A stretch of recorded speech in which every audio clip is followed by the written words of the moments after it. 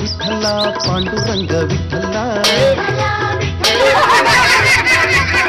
ಅಲ್ಲು ಸಲ ಇಲ್ಲು ಸಲ್ಲ ಪಾಂಡುರಂಗ ವಿಠಲ.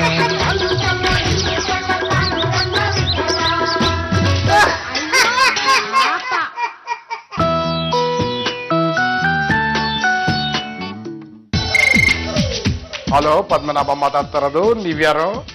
ಹೌದು, ಇದು ಜಾರ್ಜಿ ಅವ್ರ ಮನೆನೇ, ಆದ್ರೆ ಮೇಡಮ್ ಅವ್ರ ಮನೇಲಿಲ್ಲ. ಜಾರ್ಜಿ ಅವ್ರೆ ನೀವಾ? ಓ, ಮನೇಲಿ ಇರಕ್ ಹೇಳ್ಬೇಕಾ? ಓ, ಸ್ನಾನ ಮಾಡಿಸಿ ರೆಡಿ ಆಗಿರ್ಬೇಕಾ? ಯಾರಿಗೆ ಸ್ನಾನ ಮಾಡಿಸ್ಬೇಕಂತ? ಏನ್ ನಾಯಿ ಮರಿಗ? ಒಂಥರ ನಾಯಿ ಮರಿಗೆ.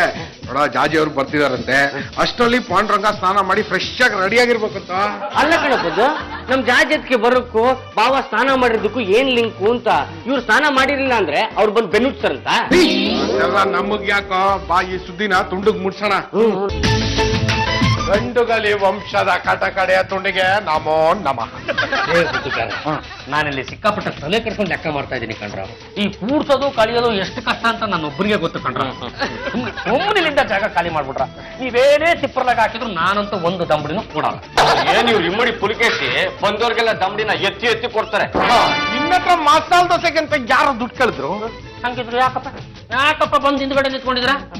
ಲೇ, ನೀವಿಬ್ರು ನೋಡೋದಕ್ಕೆ ಈ ಮಕ್ಕಳ ಕೈಯಿಂದ ಬಿಸ್ಕೆಟ್ ನ ಹೆಂಗಾರ ಮಾಡಿ ಹೊಡ್ಕೊಂಡು ಹೋಗ್ಬೇಕು ಅಂತ ಒಂಚಕ್ ಕಾಯ್ತಾ ಇರ್ತಾವಲ್ಲ ಕಾಗೆಗಳು, ಆ ತರ ಕಾಣಿಸ್ತಾ ಇದ್ರಿ ಕಣ್ರ. ಪಾಂಡ್ರಂಗ, ಜಾಜಿ ಅವರು ಮನೆಗ್ ಬರ್ತಿದಾರಂತೆ, ನೀನು ಮನೆಯಲ್ಲೇ ಇರ್ಬೇಕಂತೆ. ಯಾಕಂತಪ್ಪ? ಗೊತ್ತಿಲ್ಲ ಕಣ, ಸ್ನಾನ ಮಾಡಿ ಫ್ರೆಶ್ ಆಗಿ ರೆಡಿ ಇರ್ಬೇಕಂತೆ. ನನಗೆ ಹೇಳ್ದೇನೆ ಈ ತರದ ಮೆಸೇಜ್ ನ ನಿಮ್ಮಿಬ್ರು ಕೈಲಿ ಹೇಳ್ ಕಳ್ಸವ್ರೆ ಅಂದ್ರೆ ಇವತ್ತು ನಮ್ಮ ಜೀವನದಲ್ಲಿ ಆಗಬಾರ್ದು. ಅದು ಆಗ್ಬಿಡ್ತೆ ಕಣ್ರ. ಬರೀ ಒಂದ್ಸಲ ಏನು 2 ಸಲ ಸ್ನಾನ ಮಾಡಿ ರೆಡಿ ಆಗ್ಬಿಡ್ತೀನಿ.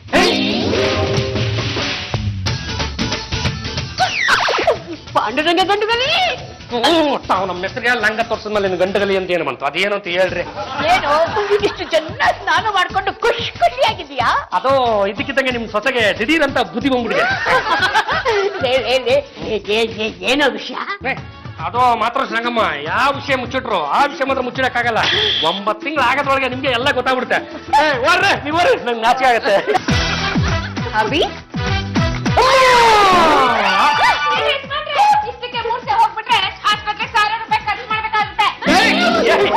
ನನಗೇನು ಆಗಿಲ್ಲ, ಏನೇನೋ ಆಗಿಲ್ಲ. ಎಂಡ್ರು ಒಂದ್ಸಲ ಈಗ ತಪ್ಕೊಂಡ ಮೇಲೂ ನಾನು ಏನೂ ಆಗಿಲ್ಲ ಅಂತ ಹೆಂಗಪ್ಪ ಹೇಳಿ? ಯಪ್ಪ ಯಪ್ಪ ಯಪ್ಪ ಯಪ್ಪ ತಪ್ಕೊಳ್ಳೋದ್ರಲ್ಲಿ ಈಗ ಇರಲಿಲ್ಲ.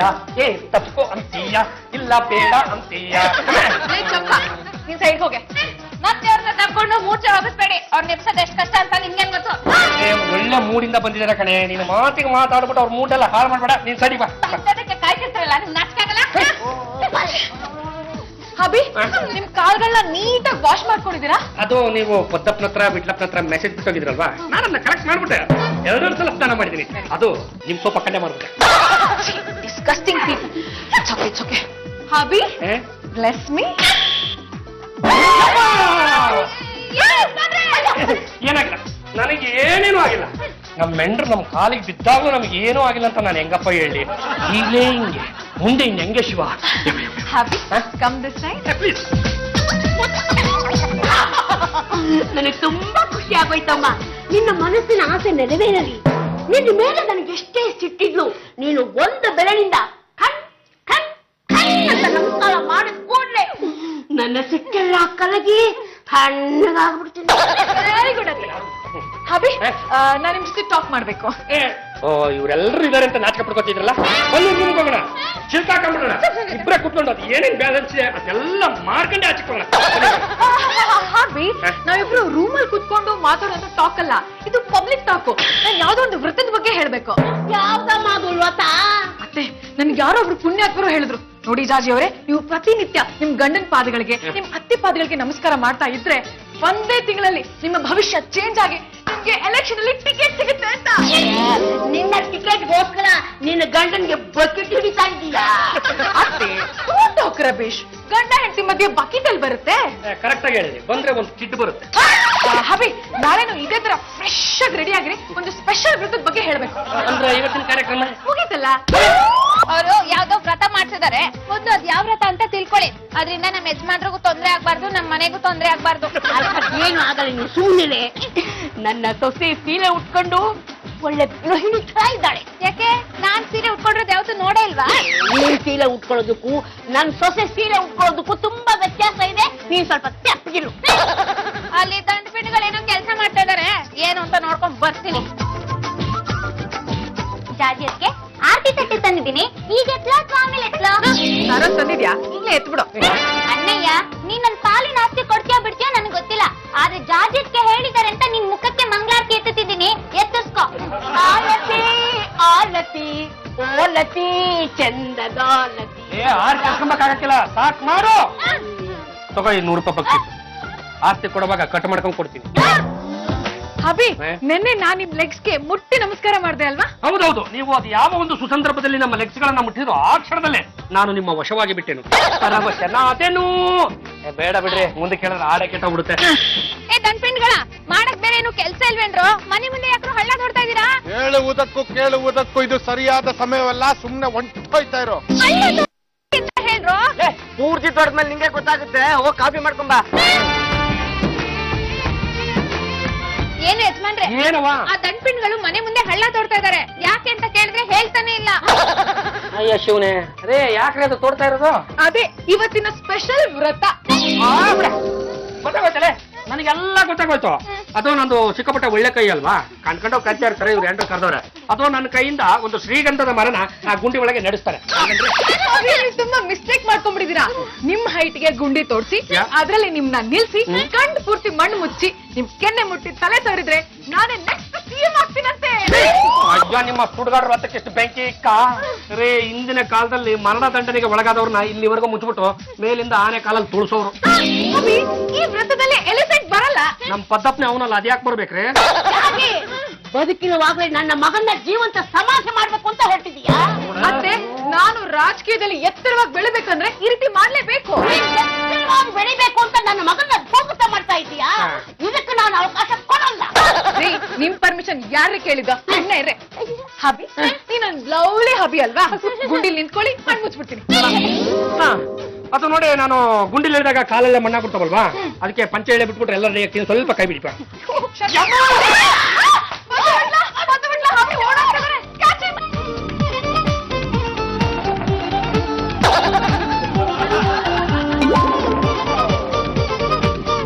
ಜಾಜೆಟ್ಗೆ ಎಷ್ಟು ಮಿಸ್ಸು. ಪಂಚೆ ಸಿಕ್ತು, ಭಾವ ಸಿಗ್ಲಿಲ್ಲ. ಹಬಿನ ಹಿಡಿಯಕ್ಕಾಗ್ಲಿಲ್ಲ ಅಂದ್ರೆ ನೀವೆಂತಾರೋ? ಅಯ್ಯೋ ಜಾಜೆಟ್ಗೆ ಅವ್ರ ಜೋಬಲ್ಲಿ ನಯಾ ಪೈಸಾ ಇಲ್ಲ. ಎಲ್ಲೋದ್ರೂ ಮನೆಗೆ ವಾಪಸ್ ಬರ್ಲೇಬೇಕು. ಕಿತ್ಕೊಂಡಿರೋ ಪಂಚನೆ ಕಿತ್ಕೊಂಡ್ಬಿಟ್ಟಿದೀವಿ. ಪ್ಯಾಂಟ್ ತಗೊಳಕಾದ್ರೂ ಮನೆಗೆ ಬಂದೇ ಬರ್ತಾನೆ. ಆಗ ಮಣ್ಣೆಲ್ಲ ಮುಚ್ಬಿಡೋಣ. ಜೈ ಜೈ ವಿಠಲ ಪಾಂಡುರಂಗ ವಿಠಲ, ಜೈ ಜೈ ವಿಠಲ ಪಾಂಡುರಂಗ ವಿಠಲ, ಜೈ ಜೈ ವಿಠಲ ಪಾಂಡುರಂಗ ವಿಠಲ.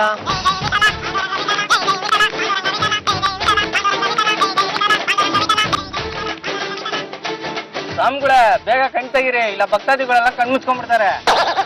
ಭಕ್ತಾದಿಗಳೇ, ನಾನು ನಶ್ವರ, ನೀವು ನಶ್ವರ, ಹೆಂಡತಿ ನಶ್ವರ, ಗಂಡ ನಶ್ವರ, ಮಕ್ಕಳು ನಶ್ವರ, ಅಧಿಕಾರ ನಶ್ವರ. ಟೋಟಲ್ ಆಗಿ ಹೇಳ್ಬೇಕಂದ್ರೆ ಈ ಜಗತ್ತಿನಲ್ಲಿರುವುದು ಎಲ್ಲವೂ ನಶ್ವರ. ಸ್ವಾಮಿಗಳೇ, ನಿಮ್ಮ ಹೆಸರೇನು? ನನ್ನ ನಾಮಧೇಯ ನಿರಾಳ ಬಾಬಾ. ಅಂದ್ರೆ ನಿಮ್ಗೆ ಸಂಸಾರ, ಹೆಂಡತಿ ಮಕ್ಳು ಯಾರು ಇಲ್ವಾ?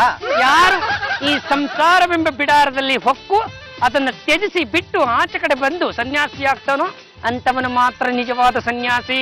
ಯಾಕೆ ಅಂದ್ರೆ ಅವನು ಸಂಸಾರದ ಎಲ್ಲ ಸುಖ ಐಭೋಗಗಳನ್ನ ಅನುಭವಿಸಿರ್ತಾನೆ. ಅವನಿಗೆ ನಿಮ್ಮ ಹಾಗೆ ಪಕ್ಕದ ಮನೆಯ ಕಾಂಪೌಂಡ್ ಅನ್ನು ಹಾರುವ ಚಟಗಳು ಇರುವುದಿಲ್ಲ. ಸ್ವಾಮಿಗಳೇ, ನಾವು ಈ ಜಗತ್ತಲ್ಲಿ ಹೇಗಿರ್ಬೇಕು ಅನ್ನೋ ತಿಳಿಸ್ಕೊಡ್ತೀರಾ? ಈ ಜಗತ್ತು ಅನ್ನೋದು ಏನಿದೆಯಲ್ಲ, ಅದು ದೈವ ನಿಯಾಮಕ. ಆ ಭಗವಂತ ಅನ್ನೋನು ನಮ್ಮನ್ನೇನು ಸುಮ್ಮನೆ ಈ ಭೂಮಿ ಮೇಲೆ ಕಳಿಸಿರುವುದಿಲ್ಲ. ಹೆಣ್ಣು ಹೊನ್ನು ಮಣ್ಣು ನಮ್ಮ ಸುತ್ತ ನಿಂತ್ಕೊಂಡ್ಬಿಟ್ಟು ನಮ್ಮನ್ನು ಹಂಗಂಗೆ ಸೆಳಿತಾ ಇರ್ತವೆ. ಅದು ಯಾವುದರ ಪ್ರಭಾವಕ್ಕೂ ಒಳಗಾಗದೆ ಇರೋನು ನನ್ನ ತರಹದ ಸ್ವಾಮೀಜಿ ಆಗ್ತಾನೆ, ಇಲ್ಲ ಅಂದ್ರೆ ಸತ್ತು ಸಮಾಧಿ ಆಗ್ತಾನೆ. ತುಂಬಾ ಚೆನ್ನಾಗಿತ್ತು ಸ್ವಾಮಿ ನಿಮ್ ಭಾಷಣ. ಸದ್ಯ ನಿಮ್ಮ ಒಬ್ಬರಿಗಾದ್ರೂ ಅರ್ಥ ಆಯ್ತಲ್ಲ, ನಾನು ಧನ್ಯ. ನಮಗೂ ಅರ್ಥ ಆಗಿದೆ ಸ್ವಾಮಿ. ಸ್ವಾಮಿ, ನೀವು ಹೀಗೆ ನಮ್ ಚಾನಲ್ಗೆ ಬಂದು ಪ್ರತಿನಿತ್ಯ ಉಪದೇಶ ಮಾಡಿದ್ರೆ ತಿಂಗಳಿಗೆ ಸಂಭಾವನೆ ಅಂತ 10,000 ರೂಪಾಯಿ ಕೊಡ್ತೀವಿ. ಲೇ ಚಂಪಾ, ಕಾಫಿ ಕೇಳಿ ಎಷ್ಟೊತ್ತಾಯ್ತು? ಕಾಫಿನ ಬೇಗ ತಂದು ಬಡಿಕೆ ಏನೇ ಧಾಡಿ? ನಮ್ಮ ಯಜಮಾನ್ರನ್ ಮನೆಯಿಂದ ಓಡಿಸಿ ಒಂದಿನ ಆಯ್ತು. ನಿಮಗೆ ಕಾಫಿ ಬೇಕಾ? ತಗೊಳ್ಳಿ, ಈ ನೀರ್ನ ಕುಡಿದು ನಿಮ್ ಹೊಟ್ಟೆ ತಣ್ಣ. ಚಂಪಾ, ಡೋಂಟ್ ಟಾಕ್ ರಬಿಶ್. ಅವ್ರಾಗ ಅವ್ರೆ ಮನೆ ಬಿಟ್ಟು ಹೋದ್ರೆ ನಾನೇನೇ ಮಾಡಕ್ಕಾಗತ್ತೆ? ಸಾಕು ಸುಮ್ನಿರಮ್ಮ. ಬದುಕಿರೋವಾಗ್ಲೇ ಗಂಡನ್ನ ಗುಂಡಿ ಒಳಗೆ ಹೂತಾಕಕ್ ನೋಡ್ತಾ ಇದೆಯಲ್ಲ, ನೀನು ಒಂದು ಹೆಣ್ಣ. ಶಾಸ್ತ್ರಿಗಳು ಹಾಗ್ ಮಾಡಕ್ ಹೇಳಿದ್ರು, ಅದಕ್ಕೆ ನಾನು ಹಾಗ್ ಮಾಡ್ದೆ. ಇದ್ರಲ್ಲಿ ನಂದೇನ್ ತಪ್ಪು? ಆ ಶಾಸ್ತ್ರಿಗಳನ್ನ ಗುಂಡಿ ಒಳಗೆ ಹೂತಾಕ್ಬೇಕಾಗಿತ್ತು. ನನ್ನ ಮಗನ್ನ ಯಾರು ಅಂತ ತಿಳ್ಕೊಂಡಿದ್ಯಾ? ಗಂಡುಗಲಿ ಉಂಟಿದ ಕಟ್ಟ ಕಡೆಯ ತುಂಡು. ಆ ತುಂಡನ್ನ ಗುಂಡಿ ಒಳಗೆ ಹೂತಾಕೋ ಶಾಸ್ತ್ರ ನಮ್ಗೆ ಇಷ್ಟವಾಗಲ್ಲ ಅಂತ ನೀನ್ ಹೇಳ್ಬೇಕಾಗಿತ್ತು. ನೋಡಿ, ನಮ್ ಯಜಮಾನ್ರನ್ನ ನೆಟ್ಟಿಗೆ ನೋಡ್ಕೊಳಕಾದ್ರೆ ನೀವ್ ನೋಡ್ಕೊಳ್ಳಿ, ಇಲ್ಲಾಂದ್ರೆ ನನಗ್ ಬಿಟ್ಕೊಡಿ, ನಾನು ಅವ್ರನ್ನ ಚೆನ್ನಾಗಿ ನೋಡ್ಕೋತೀನಿ. ಅವ್ರು ನನ್ನ ಯಜಮಾನ್ರು, ಇಟ್ಕೊಳ್ಳಿ. ನಾನೇ ಬೇಡ ಅಂದೆ. ಇಟ್ಕೊಂಡಿಲ್ಲ, ನಾನು ಅವ್ರನ್ನ ಕಟ್ಕೊಂಡಿದ್ದೀನಿ. ನನ್ನ ಮಗ ನಿನ್ನ ಕಟ್ಕೊಂಡ ಮೇಲೆ ಅನುಭವಿಸ್ತಾ ಇರೋದ್ನ ನಾನ್ ಕಾಣ್ಣ. ನೋಡಮ್ಮ, ಇನ್ನು 4 ದಿನ ನೋಡ್ತೀನಿ. ಅಷ್ಟರಲ್ಲಿ ಓಡ್ ಹೋಗಿರೋ ನನ್ನ ಮಗ ವಾಪಸ್ ಮನೆಗ್ ಬಂದ್ರೆ ಸರಿ, ಇಲ್ಲಾಂದ್ರೆ ನೀನ್ ತೋರ್ಸಿರೋ ಗುಂಡಿ ಒಳಗೆ ನಿನ್ನೆ ಹೂತಾಕ್ಬಿಡ್ತೀನಿ. ನಾನು ಶಾಂತವಾಗಿದ್ಲೆ ಲಂಗಮ್ಮ, ರೊಚ್ಚಿಗೆದ್ಲೆ ಮಂಗಮ್ಮ. ಅಮ್ಮ, ಅತ್ತಿಗೆ ಬೈತ್ಯಾ? ಏನೋ ಪಾಪ, ರಾಜಕೀಯದಲ್ಲಿ ಮುಂದೆ ಬರ್ಬೇಕು ಅನ್ನೋ ಆಸೆಗೆ ಹೀಗ್ ಮಾಡಿದಾರೆ. ಮುಚ್ಚೆ ಬಾಯಿ. ಓತಿ ಕ್ಯಾತನ್ಗೆ ಬೇರೆ ಸಾಕ್ಷಿ ಅಂತೀನಿ. ಇದೇ ಕಡೆ ಇನ್ನೊಂದ್ಸಲ ನಿನ್ನ ಅತ್ತಿಗೆನ ವಹಿಸ್ಕೊಂಡು ಬಂದ್ರೆ ಎಗಲ್ತಾ ಇರೋ ನಿನ್ ಜುಟ್ಟ ಮಲಗಿಸ್ಬಿಡ್ತೀನಿ. ಲೇ ಚಂಪಾ, ಯಾರೋ ದೊಡ್ಡ ಸನ್ಯಾಸಿಗಳು ಕಣೆ, ನಿರಾಳ ಬಾಬಾ ಅಂತ. ಎಂತ ಸಮಸ್ಯೆ ಏನಾದ್ರೂ ಬಗೆಹರಿಸ್ತಾರಂತೆ ಕಣೆ. ಅವನ್ನ ಇಲ್ಲಿ ಕೊಟ್ಟಿದ್ದಾರೆ ನೋಡು. ಮತ್ತೆ ಸ್ವಲ್ಪ ಫೋಟೋ ನೋಡಿ. ಈ ಮುಸುಡಿನ ಎಲ್ಲೋ ನೋಡ್ದಾಗಿದೆಯಲ್ಲ. ನೋಡಕ್ಕೆ ಥೇಟ್ ನಮ್ ಪಾಂಡುರಂಗನ್ ತರನೇ ಇದಾನೆ. Oh my God, ನನ್ ಹಬಿ ಸನ್ಯಾಸಿ ಆಗ್ಬಿಟ್ರಾ? ಅವ್ರಿಗೆ ಯಾಕೆ ಸನ್ಯಾಸಿ ಆಗೋಂತ ಗ್ರಹಚಾರ? ನೆಟ್ಟಿಗೆ ಗಂಡನ ಮುಖ ನೋಡಿದ್ರೆ ತಾನೆ ಅವ್ರದ್ದು ಗುರ್ತು ಹಿಡಿಯೋದಕ್ಕೆ. ಅವರು ಸಂಸಾರಕ್ಕೆ ಹೆದರ್ಕೊಂಡು ಕಾವಿ ಹಾಕೊಂಡು ಹಿಮಾಲಯಕ್ಕೆ ಹೋಗೋರಲ್ಲ. ಅವರೇ ಬೇರೆ, ಇವರೇ ಬೇರೆ. ಇಂಥ ಪ್ರಶ್ನೆ ಕೇಳಿದ್ರು ಈಸಿಯಾಗಿ ಉತ್ತರ ಕೊಡ್ತಾರಂತೆ. ಪಲ್ಲು, ಅವ್ರು ಎಲ್ಲಿ ಸಿಗ್ತಾರೆ? ಅಮ್ಮ, ಇಲ್ಲೇ ಯಾವ್ದು ಮರದ ಹತ್ರ ಇದಾರಂತೆ. ನಾನೀಗ್ಲೇ ಆ ಸ್ವಾಮೀಜಿನ ಭೇಟಿ ಮಾಡಿ ನನ್ನ ಮಗನ್ನ ಉಳಿಸ್ಕೊತೀನಿ. ನಾನೇ ನಿಮ್ ಜೊತೆ ಬರ್ಲಾ? ಬಾಮ್ಮ. ಅತ್ತೆ, ನಾನು ನಿಮ್ ಜೊತೆ ಬರ್ಲಾ? ಯಾಕಮ್ಮ, ಅಲ್ಲಿ ಬಂದು ತೊಂದರೆ ಕೊಡೋದಿಕ್ಕ? ಏನು ಬೇಕಾಗಿಲ್ಲ, ನೀನ್ ಇಲ್ಲೇ ಬಿದ್ದಿರು.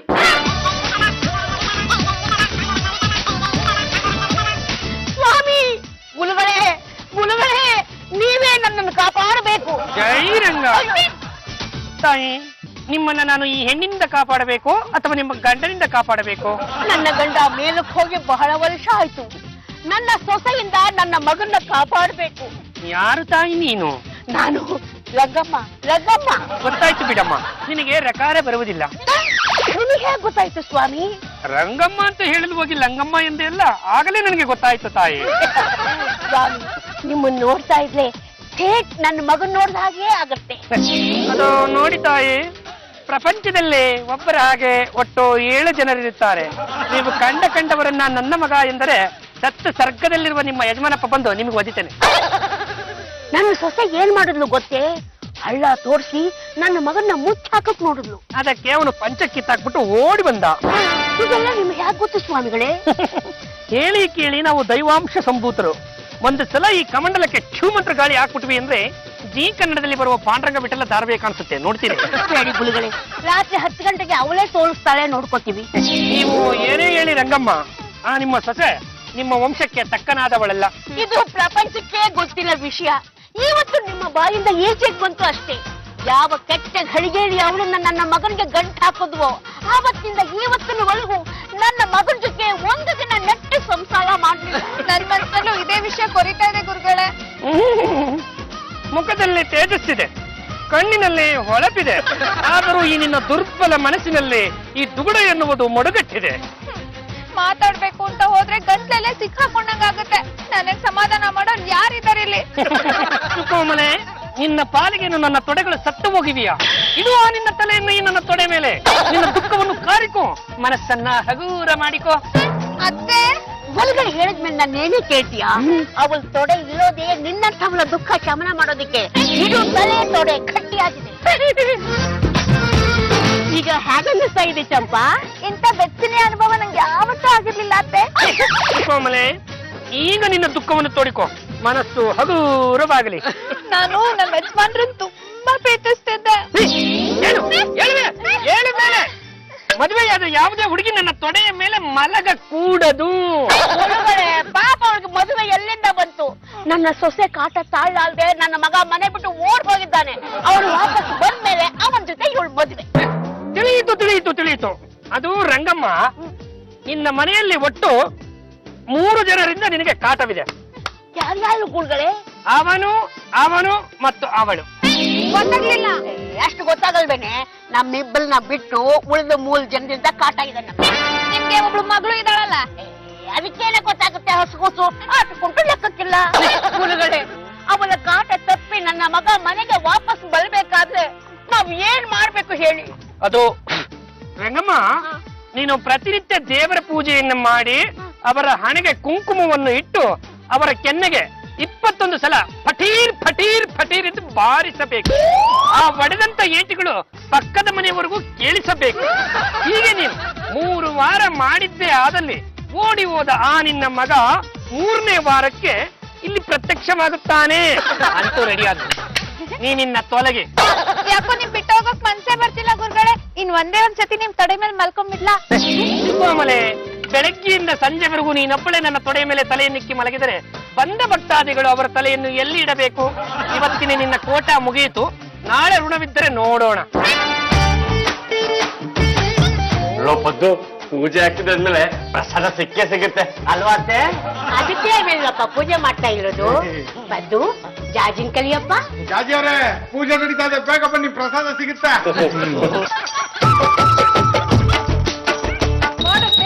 ಓಡೋಗ್ರಿ ನನ್ನ ಹಬಿ, ಬೇಗ ಮನೆಗ್ ಬರ್ಲಿ ಅಂತ ಗಾಡ್ ಹತ್ರ ಬೇಡ್ಕೋತಾ ಇದೀರಾ? ಅದಕ್ಕೆ ತಾನಿಮ್ಮ ಈ ಪೂಜೆ ಮಾಡ್ತಾ ಇರೋದು. ತಗೊಮ್ಮ ಮಂಗಳಾರತಿ.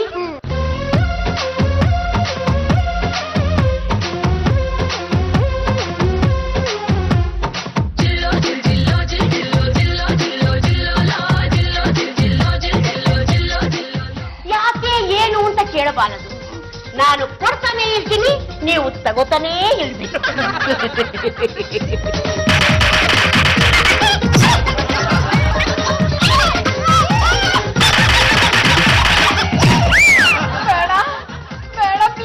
ಹಾಗಂದ್ರೆ ಹೇಗಮ್ಮ? ನಾನು ಕೊಡ್ಲೇಬೇಕು, ನೀನ್ ತಗೊಳ್ಳೇಬೇಕು.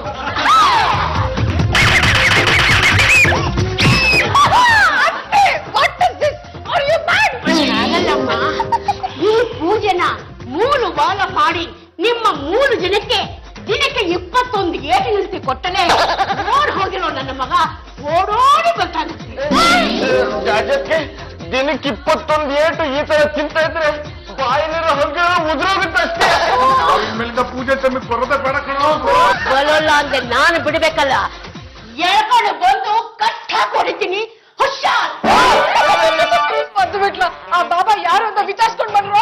ಜಾಜತ್ಗೆ ನಾವು ಹೋದ್ರೆ ಅನುಮಾನ ಬರುತ್ತೆ. ಹಾಗಿದ್ರೆ ಆ ಪಲ್ಲು ಇದ್ದಾಳಲ್ಲ, ಅವಳನ್ನ ಚೂ ಬಿಡೋಣ. ಬಾಬಾಜಿ, ನನಗೆ ಸಿಕ್ಕಾಪಟ್ಟೆ ತೊಂದರೆಗಳಿವೆ. ಅವೆಲ್ಲ ಯಾವಾಗ ಬಗೆಹರಿಯುತ್ತೆ? ಅದೇನು ಎಂದು ಹೇಳು ತಂಗಿ. ನೀವು ತಂಗಿ ಅನ್ಕೂಡ್ಲೆ ನಮ್ಮ ಅಣ್ಣಯ್ಯ ಕರ್ದಂಗೆ ಆಯ್ತು. ನೀವು ನೋಡೋದಕ್ಕೆ ನಮ್ಮ ಅಣ್ಣಯ್ಯನ ತರನೇ ಇದ್ದೀರಾ. ವಿಷಯಾಂತರವಾಗುತ್ತಿದೆ ತಂಗಿ. ಬಂದ ವಿಷಯ ಅದೇನು ಅಂತ ಹೇಳು. ನನ್ ಮನ್ಸಲ್ಲಿ 3 ಪ್ರಶ್ನೆ ಇದೆ. ಗೊತ್ತಾಯ್ತು ಬಿಡು ತಂಗಿ. ಓಡಿ ಹೋದ ಆ ನಿನ್ನ ಅಣ್ಣ ಯಾವಾಗ ಬರುತ್ತಾನೆಂದು.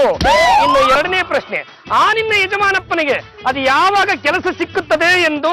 ಇನ್ನು 3ನೇ ಪ್ರಶ್ನೆ, ನಿನಗೆ ಆದಷ್ಟು ಬೇಗ ಗಂಡು ಮಗ ಆಗಬೇಕು, ನೀನು ಅದನ್ನ ಜೋಳಿಗೆಯಲ್ಲಿ ತೂಗಬೇಕು ಅಲ್ಲವೇ? ನೋಡು ತಂಗಿ, ನಿಮ್ಮ ಅಣ್ಣನದು ಹಾಲಿನಂತ ಹೃದಯ. ಅವನನ್ನು ಯಾವುದೇ ಕಾರಣಕ್ಕೂ ಎದುರು ಹಾಕಿಕೊಳ್ಳಬೇಡ.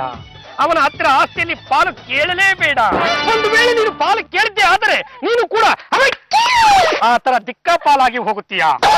ನೋಡು, ನಿಮ್ಮ ಮನೆಯಲ್ಲಿ ತೊಂದರೆ ಬಂದಿರುವುದು ಆ ನಿಮ್ಮ ಅತ್ತಿಗೆಯಿಂದ.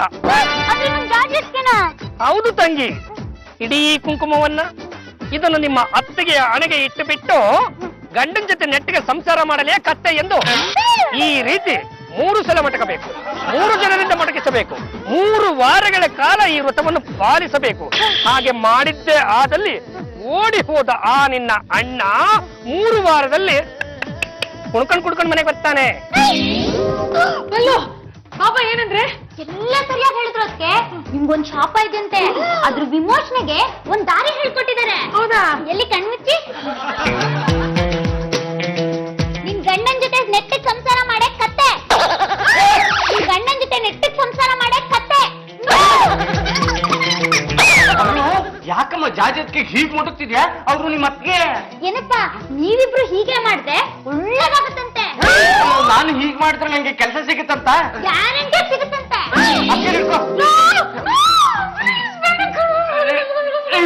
ನಿನ್ನ ಗಂಡಿನ ಜೊತೆ ನೆಟ್ಟಿಗೆ ಸಂಸಾರ ಮಾಡೇ ಕತ್ತೆ.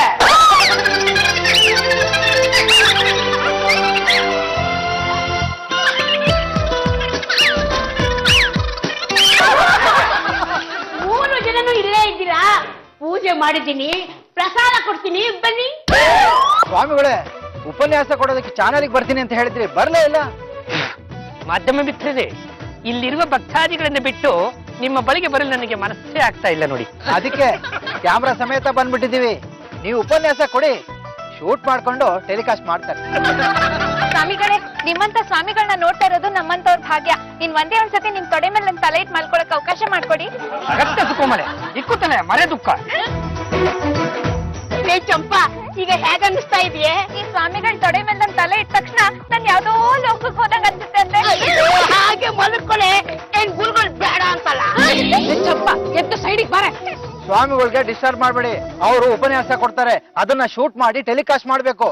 ನೀವೇನಾದ್ರೂ ಹೀಗೆ ಸ್ವಾಮಿ ಜೊತೆ ಸಲಿಗೆ ಬೆಳೆಸಿದ್ರೆ ದೊಡ್ಡ ಸುದ್ದಿ ಆಗ್ಬಿಡುತ್ತೆ. ಸುಖೋಮಲೆ ಹೇಳು, ಪರಿಸ್ಥಿತಿ ಯಾಕೋ ಏನು ಬಿಗಡಾಯಿಸಿದೆ, ಮೇಲೇಳು. ಈ ಗಂಡ ಮತ್ತು ಹೆಂಡತಿಯ ಮಧ್ಯೆ ಈ ಸಾಮರಸ್ಯ ಎನ್ನುವುದು ಇರಲೇಬೇಕು. ಈ ಜನ್ಮದಲ್ಲಿ ಹೆಂಡತಿಯಾದವಳು ಗಂಡನನ್ನ ಯಾರು ನಿಕೃಷ್ಟವಾಗಿ ನೋಡಿಕೊಳ್ಳುತ್ತಾರೋ ಅವರು ಮುಂದಿನ ಜನ್ಮದಲ್ಲಿ ಹಲ್ಲಿಯಾಗಿ ಹುಟ್ಟುತ್ತಾರೆ. ಅಂತಹ ಒಬ್ಬ ಹೆಂಡತಿಯನ್ನು ಹುಡುಕಿಕೊಂಡು ಹೋಗಿ ಯಾರು ದೊಣ್ಣೆಯಿಂದ 21 ಸಲ ಒಡೆಯುವಿರೋ ಅವರಿಗೆ ಈ ಜನ್ಮದಲ್ಲಿ ಸಿಕ್ಕಾಪಟ್ಟೆ ಒಳ್ಳೆಯದಾಗುತ್ತದೆ. ಅದರಲ್ಲೂ ಮುಖ್ಯವಾಗಿ ಈ ಮನೆಯಲ್ಲಿ ಕೆಲಸ ಕಾರ್ಯವಿಲ್ಲದೆ ಇರ್ತಾರಲ್ಲ ಹುಡುಗರು, ಅವರನ್ನ ನಾವು ದಂಡಪಿಂಡಗಳು ಅಂತ ಕರಿತೀವಲ್ಲ, ಅಂತಹ ಹುಡುಗರು ಅವರನ್ನ ಹೊಡೆದರೆ ಅವರ ಭವಿಷ್ಯ ಉಜ್ವಲವಾಗಿ ಬೆಳಗುತ್ತದೆ. ನೀವ್ ಹೇಳಿದ ಮಾತು ಕೇಳಿ ದೊಡ್ಡ ನಡ್ಕೊಂಡು ರೆಡಿ ಬಂದ್ಬಿಡಿದ್ವಿ. ಬಿಟ್ಲಾ, ನೀವಿಬ್ರು ನನ್ನನ್ನು ಹೊಡಿತೀರೇನಾ? ನಿಮಗ್ ಹೊಡೆಯೋದ್ರಿಂದ ನಮಗ್ ಒಳ್ಳೇದಾಗುತ್ತೆ ಅಂದ್ರೆ ಯಾಕೆ ಸುಮ್ಮನೆ ಇರ್ಬೇಕು? ಹೊಡೆಯೋದೇ. ಇಷ್ಟು ದಿವಸಕ್ಕಾದ್ರೂ ನಿಮ್ಗೆ ಒಳ್ಳೆ ಬುದ್ಧಿ ಬಂತಲ್ಲ, ಮೊದಲು ಆ ಕೆಲಸ ಮಾಡಿ. ಅಭಿ, ನೀನು ಹ್ಞೂ ಕಣ್ರಿ ನಾನೇ. ಯಾಕೆ ಹೀಗ್ ಮಾಡಿದ್ರಿ? ಮತ್ತೆ ನೀನ್ರಿ ಕಟ್ಕೊಂಡ್ರ ಗಂಡ ನಮ್ಮ ಮೊಣಲಾಕ್ ಮುಚ್ಬೇಕು ಅಂತ ಹೊಟ್ಟಿದ್ರಲ್ಲ, ಹೇಗಾದ್ರೂ ಮಾಡಿ ನಿಮಗೆ ಬುದ್ಧಿ ಕಲ್ಸ್ಬೇಕು ಅಂತಲೇ ನಾನು ಈ ಅವತಾರ ಎತ್ಬಿಟ್ಟೆ.